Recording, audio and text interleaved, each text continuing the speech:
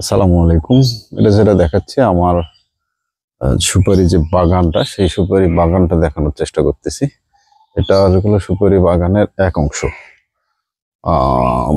প্রতিবার ভিডিওতে আমি হলো নিচের অংশ দেখাই। এই যে নিচে যে হলো এক একটা জায়গায় এক এক কাজ করেছিলাম। এই যে সাইড দিয়ে হলুদ, সুপারি মাছ দিয়ে আবার আদা। তো আজকে হলো সুপারি গাছ সম্পর্কে একটু আলোচনা করব। তা আমার এখানে প্রায় 700 থেকে 800 গাছ আছে সুপারির।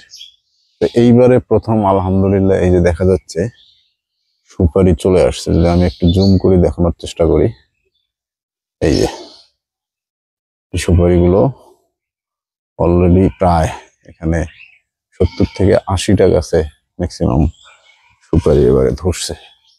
এই যে এটা যদি দেখানোর চেষ্টা করি, দূর থেকে যদি দেখাই, এই যে এগুলো হলো সব সুপারি ধরছে। এই যে সুপারি ধরছে। আরো আছে ওই যে সামনের যে গাছটা, এই গাছটাতেও যদি আমি দেখানোর চেষ্টা করি, এই গাছটাতেও সুপারি আছে। এই যে এগুলো হচ্ছে সুপারি সব ধরছে। এরকম আর কি ম্যাক্সিমাম। এই যে কিছু কিছু গাছে বাধা আসছিল, কিন্তু বাধাটা টেকে নাই। কারণ হলো এবারে যেহেতু প্রথম, এবার প্রথমে হয়তো অনেকগুলো বাধাই টিকবে না। তারপরও হলো দেখা যাক। এটার হলো আজ থেকে 4-5 মাস আগে এখানে স্প্রে করছিলাম আমি।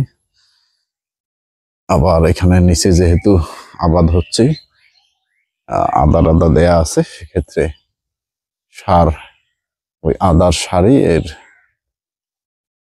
এই সুপারি গাছ সেটা গ্রহণ করতে পারবে, সমস্যা নাই। এই যে এখন এই সুপারি গাছগুলো যদি সবগুলোই ফলন দেয় খুব, তাহলে হয়তো খুব আশা করা যায় আলহামদুলিল্লাহ ভালো কিছু হবে। ধন্যবাদ সকলকে, ভালো থাকবেন। আসসালামু আলাইকুম।